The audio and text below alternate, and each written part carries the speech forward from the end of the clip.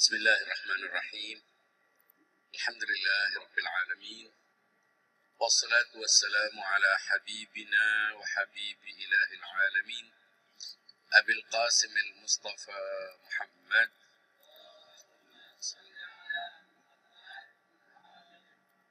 wa ala alihi at-tayyibin at-tahirin. Siyama maula al-muttaqin Amir al-Mu'minin Ali ibn Abi Talib wa ala ashabihi al-muntajamin al-mayamin.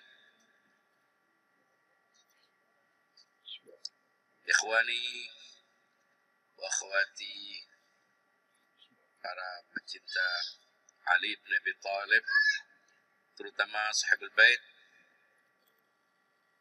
Ustaz Hasyim Adnan. Assalamualaikum warahmatullahi wabarakatuh.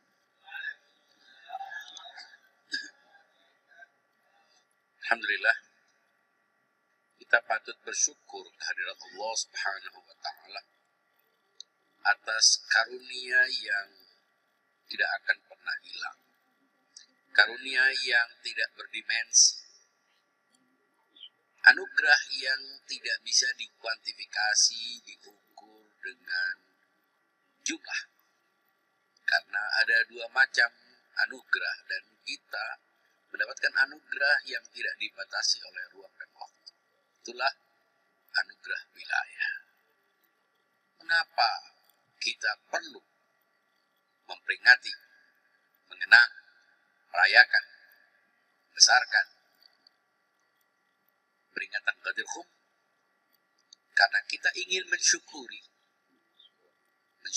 kesadaran, mensyukuri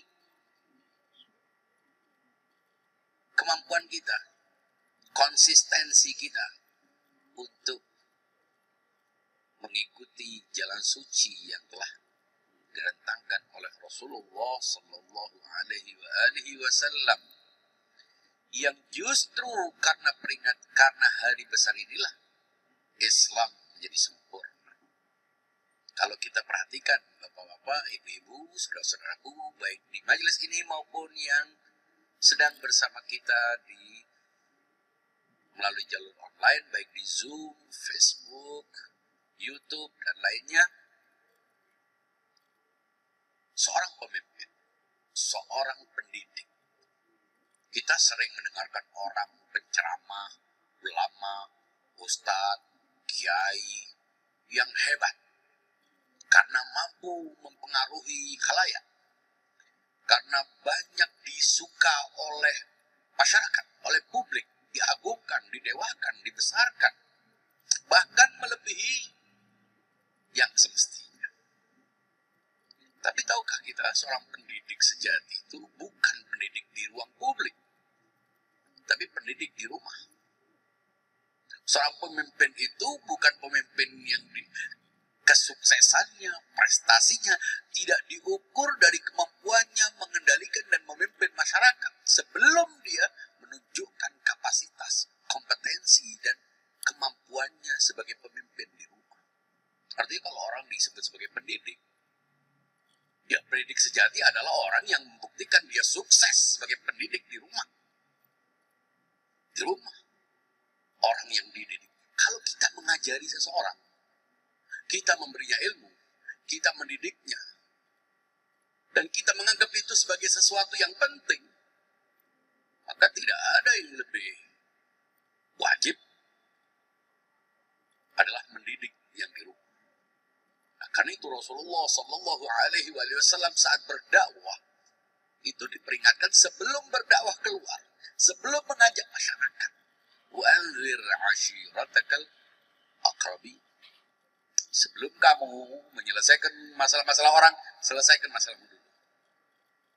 Disinilah kita melihat bahwa Rasulullah Sallallahu Alaihi Wasallam adalah seorang pendidik yang sejati, seorang pemimpin yang sukses, bukan karena dia langsung mendidik masyarakat, bukan karena keberhasilannya mengubah masyarakat dari tradisi jahiliyah kepada tradisi Islam, tapi dia telah membuktikan prestasi, kemampuannya sebagai pemimpin dengan mendidik yang di rumahnya.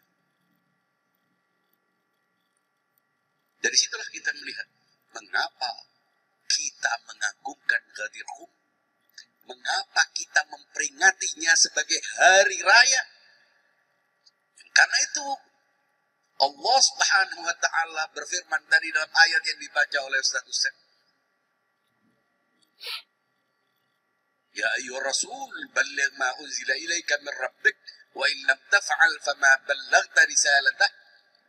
Hai Rasul, rampungkan misimu. Bila kau tidak melaksanakan ini, sama dengan tidak melaksanakan misimu. Mengapa demikian? Ya, karena kesuksesan, ada dua macam kesuksesan.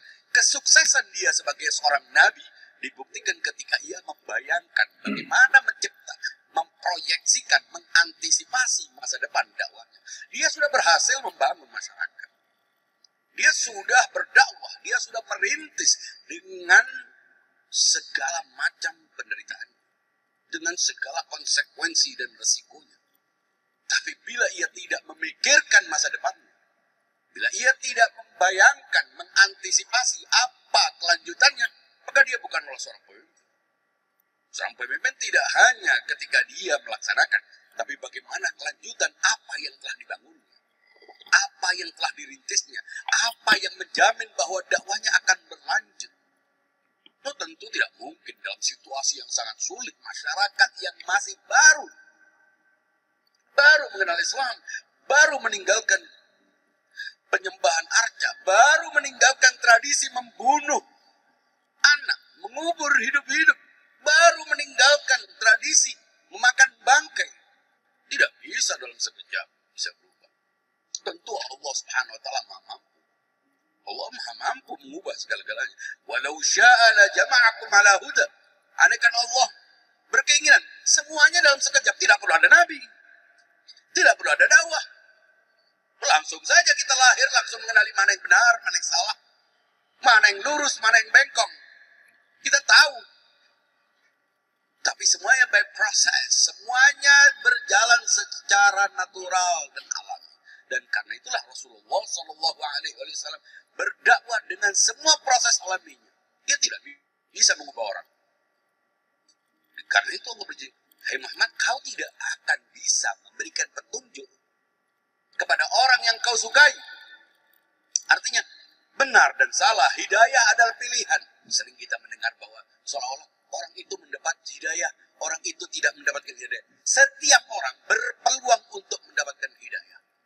Ini bukan tebang pilih, main tombol. Ya, kalau orang tidak mendapatkan hidayah, alasan bahwa hidayah itu diberikan, aku tidak mendapatkan hidayah. Karena aku tidak mendapatkan hidayah, aku tidak terikat oleh hukum dan aturan agama. Dan karena itu aku juga tidak berhak untuk masuk neraka karena aku tidak mendapatkan hidayah. Hidayah adalah potensi akal sehat. Orang tinggal memilih mana hidayah yang baik, mana hidayah yang buruk, mana yang benar, mana yang salah. Dan itu bukan tugas Nabi untuk mengarahkan manusia memilih kebenaran saja. Nabi Rasulullah Shallallahu Alaihi Wasallam memberikan pilihan mana yang baik, mana yang buruk dengan akal sehat. Ia hanya ingin menunjukkan mana yang harus diambil. Tapi keputusan untuk mengambil benar, jalan benar dan salah adalah keputusan setiap manusia. Dan Allah pun telah berjanji. Allah la yughayyiru ma biqaumin hatta yughayyiru ma bi anfusihim. Allah yang Maha Mampu pun tidak mengubah.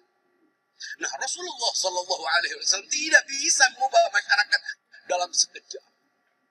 Karena manusia juga punya kecenderungannya dipengaruhi oleh faktor masa lalunya, pemikirannya, kulturnya, latar belakangnya. Itu semua terakumulasi dalam sebuah masyarakat. Dan berkali-kali saya katakan bahwa Rasulullah Shallallahu Alaihi Wasallam itu mengalami derita yang lebih berat daripada nabi-nabi lainnya. Mengapa? Dia yatim. Mengapa? Karena dia menghadapi masyarakat yang tidak terkonsentrasi dalam sebuah sistem yang sentral. Beda dengan Firaun yang menghadapi Musa. Ibrahim menghadapi Namrud. Tersentralkan. Rasulullah Shallallahu Alaihi Wasallam menghadapi reuni Firaun dan reuni Namrud dalam satu masyarakat.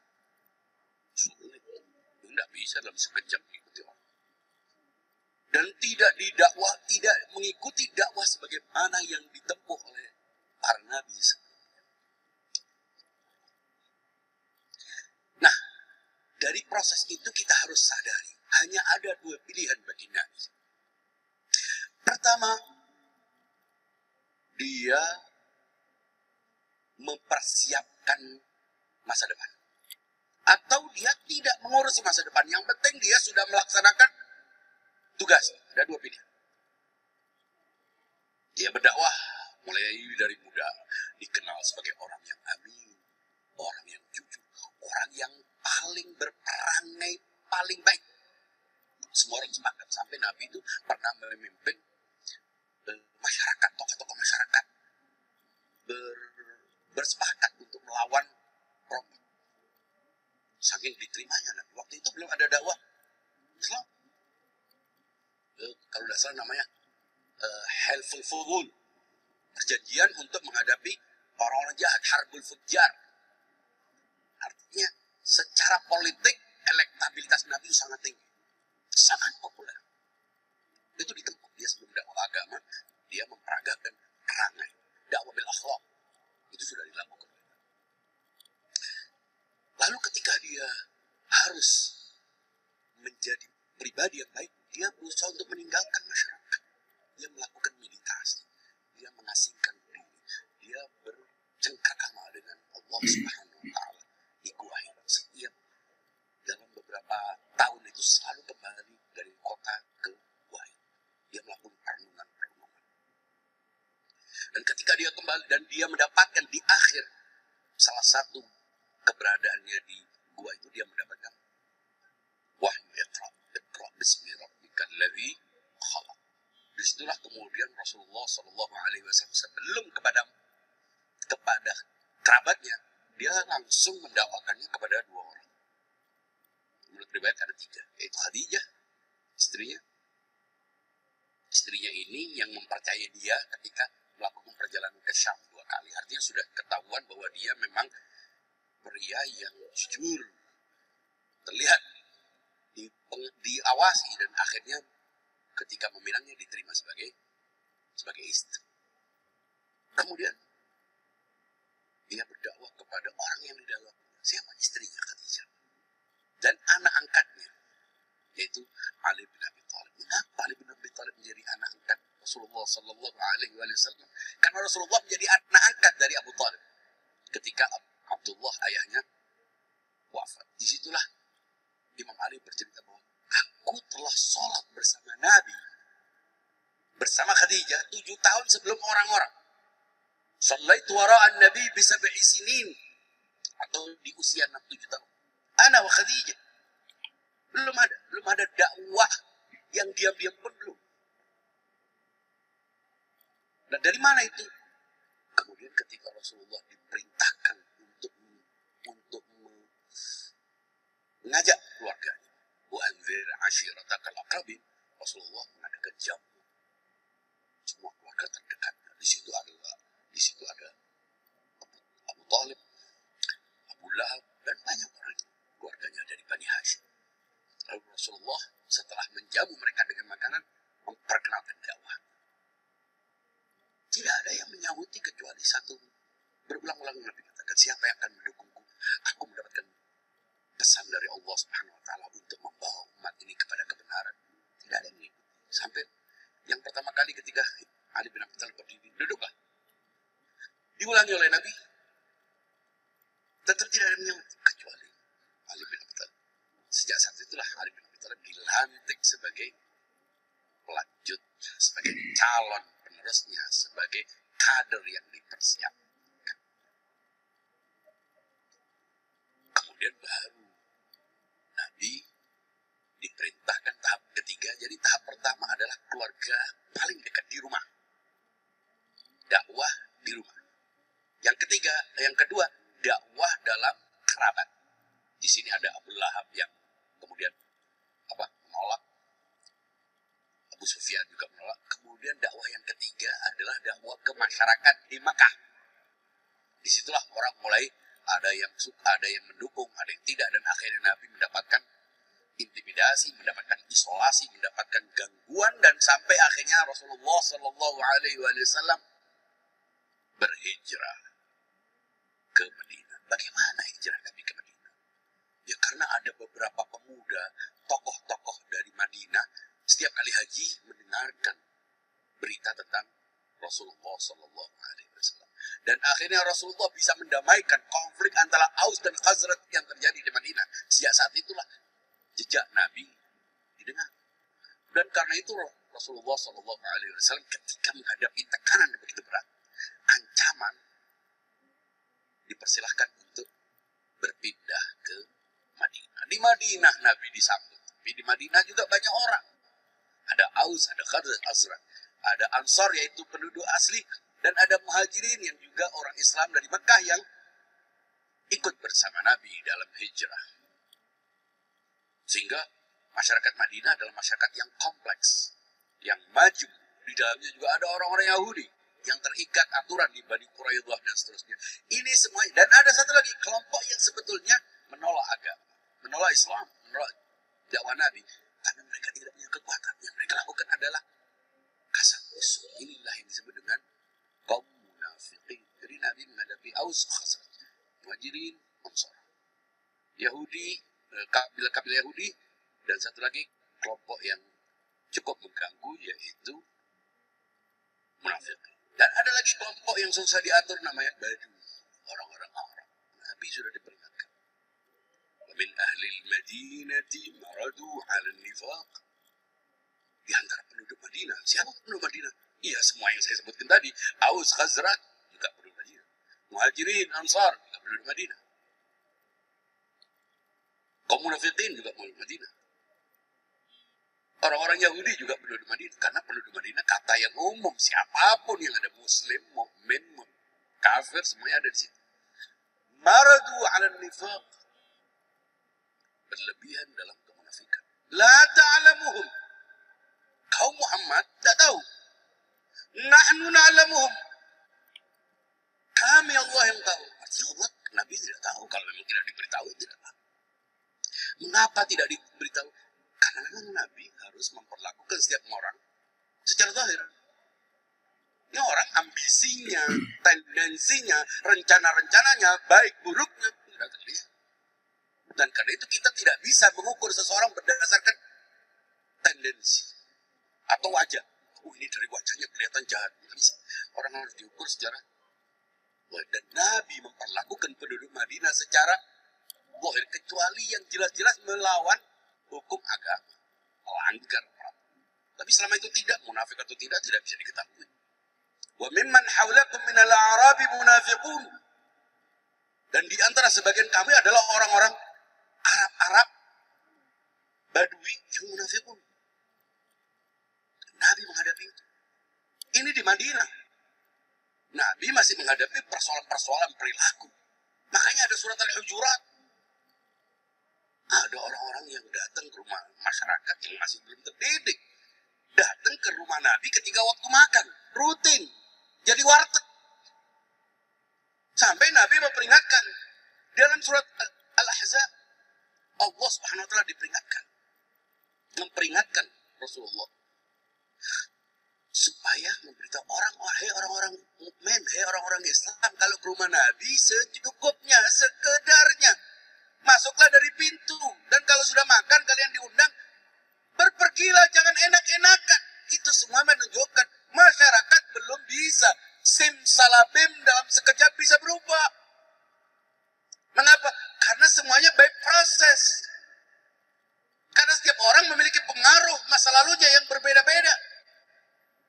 Dan karena itulah Nabi tidak mungkin. Pilihannya ada dua. Meninggalkan dakwah, masa depan dakwah, atau memikirkan masa depan dakwah. Ya tentu tidak mungkin Nabi membiarkan dakwahnya. Dengan susah payah, dengan darah, dengan air mata, dengan kepeluh tiba-tiba ditinggalkan. Tidak mungkin. Dia pasti memikirkan masa depan dakwahnya. Bagaimana memikirkan masa depan dakwahnya? Ada dua pilihan. Menyerahkannya kepada masyarakat.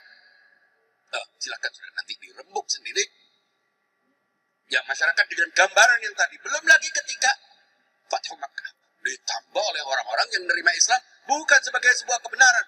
tapi sebagai sebuah kekuatan. Lain lagi. Di situ orang ada sebagian DPO. Disebut dengan tuloko, orang-orang yang sudah masuk most wanted, orang-orang yang harus dihukum. Tapi kemudian dibebaskan oleh agama. Karena berusaha untuk menunjukkan bahwa agama ini berusaha untuk memberi peluang orang untuk kembali. Tapi tidak semuanya orang-orang yang benar-benar bisa menerima Islam. Disitulah jumlah munafikin makin banyak dengan Fathu Makkah. Nah, Nabi dalam setiap saat, baik ketika di Madinah maupun di perjalanan menuju Makkah, di haji terakhir selalu mengulang-ulang tentang Ali bin Abi Thalib. Kenapa Rasulullah SAW memuji Ali? Ana Madinatul Ilm wa Aliyun babuha. Salah satu. Aku adalah kota ilmu dan Ali adalah gerbangnya. Ini tujuannya apa? Kalau memuji, ini tentang falsafah memuji. Saya memuji Pak Din. Itu artinya saya ingin membesarkan hati Pak Din. Ingin memberikan support, motivasi. Itu yang baik. Atau Pak Din supaya Pak Din memuji saya. Ini barter. Barter transaksi. Nanti Pak Din kita janjian nanti tempat lain Pak Din memuji saya. Sehingga sebetulnya kita punya manfaat. Kira-kira tujuan pujian itu apa? Ada dua. Psikologis dan material. Mental dan material. Kalau mental, dia memberikan manfaat sehingga dia tidak perlu lagi mengeluarkan duit untuk terapi psikologi. Dan dengan begitu ujungnya duit juga. Jadi lebih hemat biaya. Sehingga orang perlu pujian. Makanya sekarang orang seling dengan segala macam cara berusaha untuk dipuji. Ya, hampir semua orang yang di media sosial yang tidak punya visi, pujian adalah wakil Tuhan. Nah, Anda tidak dipuji, Anda tidak di-like, mati. Itu oksigen. Dengan segala macam cara dia melakukan itu. Tapi apakah Rasulullah SAW memuji Imam Ali supaya Imam Ali memujinya? Sudah selesai. Bukan supaya dia dipuji Imam Ali, dan juga bukan supaya Imam Ali percaya diri. Bukan Pak Din dia, bukan kita. Jadi tujuan memuji ini apa? Bukan pujian. Perkataan-perkataan Rasulullah tentang Ali bin Abi Thalib bukan pujian. Tidak perlu dipuji, tidak berubah, tidak nambah, tidak kurang. Orang sudah berada di jalur tengah itu, pujian, cacian itu terdengar sama. Apa? Laumat laim, la ya'khuduna bi laumat laim. Orang yang nyanyian biasa itu. Jadi malah kok tidak ada yang nyanyi ya. Makanya kita kalau tidak disesatkan nggak nyaman. Kurang adrenalinnya. Makanya syukurlah kalian disesatkan oleh yang disesatkan. Karena hanya yang sesat yang bisa menyesatkan. Hanya yang busuk yang bisa membusukkan. Hanya yang kotor yang bisa mengkotorkan. Hanya yang busuk bisa. Hanya yang bersih yang bisa membersihkan. Hanya yang mulia yang bisa memuliakan. Jadi beruntunglah bila disesatkan. Karena hanya yang sesat yang bisa menyesatkan. Faqidu syai'i la yu'ti. Ada prinsip logika. Kalau Anda tidak punya, Anda tidak bisa memberi. Jadi hanya yang punya sesat yang bisa memberikan kesesatan. Nah, dari situ kemana ya? Ketika Rasulullah SAW harus melanjutkan dakwah, hanya dua pilihan. Diserahkan kepada masyarakat yang begitu tadi, dengan semua perilakunya, ada yang baik, ada yang buruk, ada yang setengah baik, setengah fakta. Itu tidak usah ditutup-tutup. Pura-pura baik, atau apapun namanya. Ya. Ada sebagian kalau manggil Nabi itu dari kamar.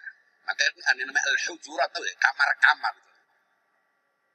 Di surat Madinah, di surat Al-Jumu'ah misalnya Nabi ditinggalkan. Itu artinya bukan kita sedang berbicara apakah mereka baik. Artinya masyarakat belum siap untuk berubah dalam sekejap. Kalau ukurannya kemampuan Allah, iya semuanya bisa diubah. Kalau usah dakwah juga bisa. Bangun tidur sudah tahu yang benar, yang salah nggak usah ngaji, sudah nggak usah mondok, nggak usah pesantren, nggak usah ustadz, nggak usah kiai. Tapi kan semuanya harus berjalan secara alam. Pilihan kedua, Persiapkan 1 orang. Nah itu. Apakah mau diserahkan kepada masyarakatnya? Logikanya kalau diserahkan ke masyarakatnya suatu saat bisa. Ketika masyarakatnya sudah siap. Bisa saja. Tapi ketika tidak, pilihannya, wah ini justru akhirnya kalau diserahkan kepada masyarakat, yang terjadi adalah perebutan. Kacau. Beda-beda, tergantung kekuatannya siapa yang memimpin. Siapa yang punya uang. Seperti dalam kehidupan politik yang umum. Siapa yang terpilih, yang pintar atau yang punya duit? Punya duit. Yang punya duit. Yang pencitraan seperti yang paling peduli. Ya. Kayak saya sering ngomong. Ada ustadz followernya jutaan. Ceramahnya tentang hikmah membunuh cicak. Ibadah membunuh cicak. Tapi Anda bicara yang logis. Nggak ada yang logis. Nggak lucu. Ada orang ceramah pakai kancut. Lu ya, bicara agama. Dan itu followernya lebih banyak daripada paski. Nah, karena begitulah. Agama yang dibuat hiburan, dibuat mainan. Kacau balau. Nah, Nabi berada dalam situasi masyarakat yang tadi tidak punya penghormatan kepada agama. Kalau agama-agama sebelumnya itu, masyarakat sebelumnya punya penghormatan kepada agama. Udah ada agama Kristen, agama Yahudi. Ini Nabi diutus dalam sebuah masyarakat. Nggak ada ustadz, kiai, jalan lurus mereka. Nggak punya penghormatan khusus kepada figur-figur agama. Nabi diutus di tengah masyarakat yang begitu. Juga diutus dalam sebuah masyarakat yang tidak ada sistem negara yang sentral. Jadi setiap blok ada negara sendiri-sendiri. Nah ya, makanya saya bilang reuni Fir'aun lebih berat daripada yang lain. Nah itu apakah bisa berubah dalam sekejap? Ya bisa kalau Allah inginkan. Tapi Nabi itu hebat karena dia irit, mukjizat. Tidak gampang telepon malaikat untuk menyelesaikan masalah. Jadi dia semuanya by proses, alami. Nah, karena itu pilihannya. Apakah dia menyerahkan kepada masyarakat kelanjutannya dengan semua kesemrawutannya? Aus, Khazraj, Hajir, Ansar, munafikin di situ, Yahudi di situ. Kemudian penduduk Mekah yang baru masuk Islam lagi, berat, campur aduk itu agak berat. Pilihannya yang paling logis, mempersiapkan sejak awal. Orang yang setiap hari menghirup aroma misalnya. Orang yang setiap hari melihat kemilau cahaya wahyu. Orang yang setiap hari meniru dia. Itu kan digambarkan. Meniru dalam segala hal. Menduplikasi Nabi dalam segala hal. Ya, kalau dia seorang pendidik, berhasil mendidik di luar, tapi tidak berhasil mendidik orang yang sejak semula bersama dia, ya kegagalan dan kesuksesan ditentukan oleh sejauh mana dia mendidik anak yang memang dipersiapkan sejak awal. Dan Nabi telah melakukannya. Ujian-ujian Nabi kepadanya. Aqwakum Ali, Aliun Al-Quran, Al-Quranu ma'ani, Aliun Al-Haq, Al-Haqu ma'ani. Banyak sekali. Itu semuanya menunjukkan bukan sekedar puji dia. Dia tidak perlu memuji dan dia tidak perlu dipuji. Nabi tak perlu memuji. Ali juga tidak perlu dipuji. Tapi itu adalah isyarat, penegasan. Aku telah mempersiapkan orang yang paling rasional, orang yang paling logis, yang akan mengawal, menerjemahkan pandangan-pandangan, menjelaskan agama yang aku bawa. Dan orang menerima. Faktanya memang dia paling berprestasi dalam segala hal. Dalam Quran, dalam keberanian. Dan itu dibuktikan melalui Khaybar, Hunain, Uhud. Semua itu buktikan bahwa memang prestasi di situ. Tak pernah menyembah berhala. Sampai dia disebut karramallahu wajah. Bahkan tidak pernah melihat aurat.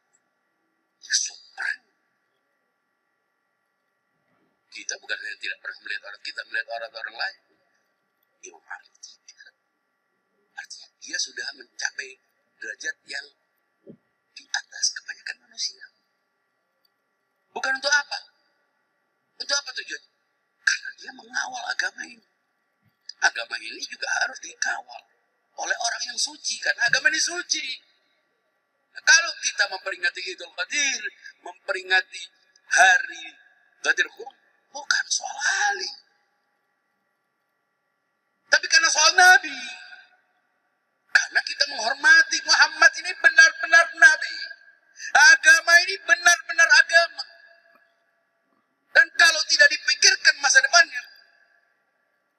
gagal sebagai agama.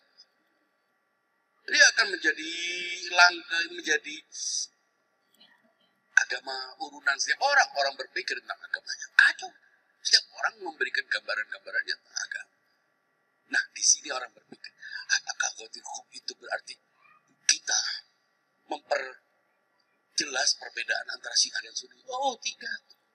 Justru dengan begini diperjelas bahwa setiap umat Islam sepakat bahwa agama ini akan dikawal oleh orang-orang suci, dan semuanya sepakat bahwa Ali bin Abi Thalib aqwatuhum Ali. Sampai para sahabat Nabi yang berkuasa itu, sahabat pertama, kedua, ketiga, selalu berkonsultasi kepada Imam Ali untuk menyelesaikan masalah-masalah agama. Jadi otoritas agama itu dikukuhkan dalam ghadir khum.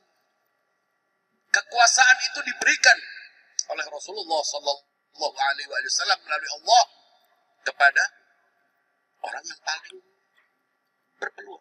Makanya kalau kita tahu ayat, wa idh ibtala Ibrahim rabbuhu bikalimatin fa'atammahunna qala inni ja'iluka lin-nasi imama qala wa min dhurriyyati qala la yanalu al-zalimin. Ketika Ibrahim telah diuji dengan beberapa kata, dengan beberapa kalimat, lalu menyempurnakannya, Allah berkata, Allah berfirman, sesungguhnya, inni ja'iluka lin-nasi, sesungguhnya aku yang menjadikan. Bukan aja'alu, artinya hanya Allah yang bisa melantik seseorang sebagai imam. Imam itu artinya kewenangan yang dimiliki oleh seseorang dan memiliki otoritas terhadap orang lain. Kewenangan inilah yang mestinya dipahami oleh kebanyakan orang. Jadi kalau arti khilafah, sekarang orang teriak-teriak khilafah. Loh, ayat yang sering kita dengar, ini ja'ilun fil ardi khalifah, itu bukan tentang khilafah, bukan siapa yang jadi khalifah. Ayat itu sedang menjelaskan siapa yang melantik khalifah. Kok diputar? Tidak penting siapa khalifahnya, tapi siapa yang berhak melantik khalifah. Inni ja'ilun fil ardi khalifah, sesungguhnya aku yang menjadikan siapapun, aku yang menciptakan khalifah, aku yang melantik khalifah di bumi. Siapa yang melantik? Terserah yang melantik. Kok bingung siapa yang dilantik, tapi tidak pernah mempertanyakan siapa yang melantik. Imam khalifah itu Allah yang melantik. Ya? Sehingga tidak perlu sibuk untuk mencari siapa imam, siapa khalifah, siapa. Tidak perlu. Karena ini urusan agama. Urusan otoritas. Agama ini bila tidak ada otoritasnya, bubar. Karena inti dari agama adalah otoritas, konang. Ajarannya bisa bermacam-macam. Tapi siapa yang berhak menetapkan, itu lebih penting. Akhirnya justru karena kita tidak tegas dalam soal otoritas, kewenangan ini, setiap orang menunjuk orang masing-masing dengan caranya sendiri-sendiri, dengan kriteria sendiri-sendiri sebagai pemegang otoritas. Akibatnya terjadilah perbedaan, kontroversi. Sampai akhirnya kita hampir tidak bisa menemukan agama ini punya satu produk hukum yang satu. Satu agama bukan berarti selesai. Jadi kalau orang-orang yang sibuk ingin menegakkan khilafah karena ini negara Islam, tunggu dulu. Banyak penduduk non-muslim. Anggaplah Islam. Nggak selesai persoalannya. Karena pemahaman tentang Islam tidak pernah satu. Kenapa? Karena isu yang pertama diperselisihkan adalah otoritas. Mengapa otoritas menjadi penting? Ya karena itu akan menentukan produk-produknya. Nggak penting perbedaan produk-produk hukumnya. Tapi yang lebih penting, siapa, apa kriteria yang menetapkan undang-undang dan produk itu, hukum. Situ persoalan. Jadi kalau kita mempertahankan ini, bukan karena alik, bukan karena supaya beda, tapi semata-mata ingin membuktikan bahwa agama ini bukan sekedar muncul sampai lalu, tapi dia diproyeksikan untuk selamanya. Dan karena agama ini adalah agama sempurna, maka dia harus sempurna dalam segala hal. Liyudhhirahu 'ala ad-din kullih walau karihal musyrikun. Makanya ketika sudah disempurnakan, Ya ayyuhar rasulu balligh ma unzila ilaika min rabbik wa illam taf'al fama ballaghta risalatah. Ketika Rasulullah telah menegaskan itu, tak boleh orang akan ikut atau tidak ikut. Karena pada akhirnya setiap manusia punya pilihannya sendiri-sendiri. Al-yawma akmaltu lakum dinakum wa atmamtu alaikum ni'mati wa raditu lakum al-islam dinan. Jadi memperingati Ghadir Khum bukan semata-mata kita bicara tentang Ali. Ini bukan soal Ali. Karena tanpa tidak ada artinya Ali. Kita ini semuanya mengikuti Ali karena apa? Karena Muhammad. Kita mengikuti dia karena dia pengganti penerus Muhammad, yang mewarisi ajaran Muhammad, yang bertanggung jawab untuk menjaga Muhammad, yang menjadi perisainya di saat semua orang bersembunyi dan berhijrah. Orang yang menebus tubuhnya ketika menggantikan dia. Orang yang selalu mengatakan aku dalam segala event. Jadi, sudah resmi kalau Ali bin Abi Thalib dilantik itu menunjukkan bahwa Muhammad adalah pemimpin yang memperhatikan agama. Kalau soal kekuasaan administrasi negara itu kan bisa diurus pemerintahan, itu bisa dimufakati, bisa musyawarah, bisa rapat. Tapi kalau agama nggak bisa dirapatkan, orang nggak bisa menjadi ulama karena banyaknya penggemar, karena voting, nggak bisa. Ini urusan agama. Jadi mengapa perlu ditunjuk oleh Allah? Karena ini urusan agama. Orang jadi ulama itu bukan karena ini karena sudah tidak punya kerjaan, kebetulan lewat condet kelihatan orang jual baju koko langsung jadi ulama. Nggak bisa. Ini urusan otoritas. Makanya al-ulama warathatul anbiya. Para ulama adalah pewaris para nabi. Maksudnya apa? Otoritasnya. Artinya betul-betul otoritas ulama itu dari mana? Dari Allah. Kenapa kita keberatan ulama saja disebut pewaris nabi? Kita keberatan ketika ada orang yang kita tunjuk, kita sepakati sebagai pewaris nabi nomor pertama. Masalah buat lo. Selama kita tidak menganggap orang lain sebagai orang yang tetap memiliki kewenangan sendiri, kelebihan sendiri. Tapi ini soal kewenangan, soal otoritas. Agama itu adalah otoritas. Tapi kalau soal administrasi, ya tergantung kontrak sosial. Makanya seringkali dicampur adukan antara kewenangan yang merupakan kewenangan Allah sebagai nabi. Nabi kan tidak disepakati oleh orang menjadi nabi. Dia menjadi nabi karena apa? Karena banyak yang menginginkannya. Bukan. Makanya ada pemimpin itu, ada pemimpin dalam pengertian vertikal, ada pemimpin dalam pengertian horizontal. Yang selama ini kita ributkan itu pemimpin horizontal. Tapi kalau orang Syiah sejak awal memang meyakini bahwa Nabi, bahwa tugas keagamaan itu dipilih oleh Allah. Makanya tidak ikut ribut, tidak ikut rapat. Karena begitu Nabi menghembuskan nafasnya saat itu juga sudah ada pengawal agama. Perkara apakah dia berkuasa atau tidak, ya tergantung keinginan masyarakat. Maka dari itu, Ali bin Abi Thalib bagi pengikut Ahlul Bait pemimpin pertama. Penguasa keberapa? Ya penguasa ketiga, keempat. Dia pemimpin pertama. Karena ini usaha otoritas itu. Tapi dia khalifah juga. Khalifah diartikan sebagai kekuasaan. Maka dari itu sebetulnya antara Syiah dan Sunni sebetulnya sudah tidak perlu repot. Saatnya melakukan rekonsiliasi. Karena ternyata persoalannya bukan memperebutkan satu isu yang sama. Orang Syiah mempertahankan otoritas yang bersifat keagamaan. Bahwa ini urusannya mengawal agama, mengawal wahyu Nabi. Apakah dia berkuasa atau tidak? Ya tergantung proses yang disepakati. Maka dari itu, kita juga mengakui orang Syiah. Siapa penguasa setelah Nabi? Bukan Imam Ali. Ya, penguasa. Penguasa pertama, penguasa kedua yang kita sebut dengan khalifah. Khalifah pertama, khalifah kedua, kita akui mereka sebagai penguasa-penguasa. Tapi sebagai pemimpin agama, tidak perlu rapat itu. Tidak perlu sidang, dia sudah pemimpin pertama. Sekaligus dia adalah penguasa keberapa? Ketika dikehendaki oleh masyarakat. Banyak orang punya otoritas tapi belum tentu berkuasa. Kenapa? Tidak dikehendaki. Nabi Nuh. Apakah kemudian dia tidak nabi? Gagal sebagai nabi? Tetap dia ada nabi. Perkara dia tidak diterima, urusan lain. Nabi soleh, bukan yang ditolak. Sapinya dibunuh. Nabi Nuh, tetap Nabi, diterima ataupun tidak, berkuasa maupun tidak. Jadi sebetulnya meyakini imam tidak mendelegitimasi khilafah. Meyakini khilafah juga tidak mendelegitimasi imam. Saatnya Syiah dan Sunni sama-sama menyelesaikan persoalan ini. Ini hanya sebuah kesalahpahaman. Masing-masing tetap mempertahankan agamanya. Toh sama-sama asyhadu an la ilaha illallah wa asyhadu anna Muhammadar Rasul. Itu saja. Mudah-mudahan dengan tetap memperingati Idul Qadir, Syiah dan Sunni makin kuat.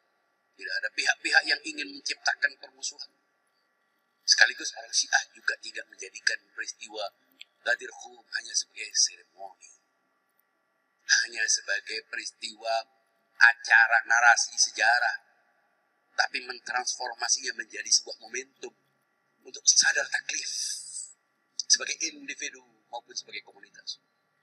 Tidak cukup kita hanya baca doa kumel ini, ziarah. Belum itu ukuran. Ukuran adalah sadar taklif. Tidak ada wilayah, tidak ada perbuatan yang tidak ada hukumnya. Kita harus sadar kembali kepada marja, harus tahu taklif, harus tahu taklif, harus tahu apa yang harus dilakukannya. Selebihnya kita bisa kembangkan dengan mengikuti acara-acara seremoni. Tapi tambah kesadaran itu, ukuran kebersihan tidak diukur dari sebanyak apa seremoni yang kita lakukan, tapi bagaimana mentautkan diri dengan Ali dalam ajaran ini. Jadi kalau ada orang bilang mengikuti Imam Ali, kita tidak bisa mengikuti Imam Ali. Pertama, Imam Ali sudah wafat. Ya. Kedua, kita tahu kotor mengikuti Ali. Jadi kalau Anda ingin mengikuti direktur utama, Anda sebagai office boy, tunduklah kepada supervisor atau koordinator office boy. Dengan begitu Anda mengikuti direktur utama, yaitu Ali bin Abi Thalib. Ini mengikuti Ali bin Abi Thalib. Ikuti pemimpin yang paling rendah, yang levelnya paling dekat dengan kita. Dengan begitu berarti kita mengikuti Ali bin Abi Thalib. Agar tidak hanya menjadi mem-share. Sharing-sharing as'adallah ayyamakum. Alhamdulillahilladzi ja'alana minal mutamassikin. Caranya untuk supaya kita terikat dengan apa? Terkait dengan para ulama yang memang dalam garis hierarkinya. Disitulah kita bersama Ali bin Abi Thalib. Disitulah kita ikut hadir di telaga Haud, di telaga yang Ali bin Abi Thalib akan memberikan airnya kepada setiap pengikutnya sebagaimana kita baca dalam doa. Sekian, wa'afu minkum. Wassalamualaikum warahmatullahi wabarakatuh.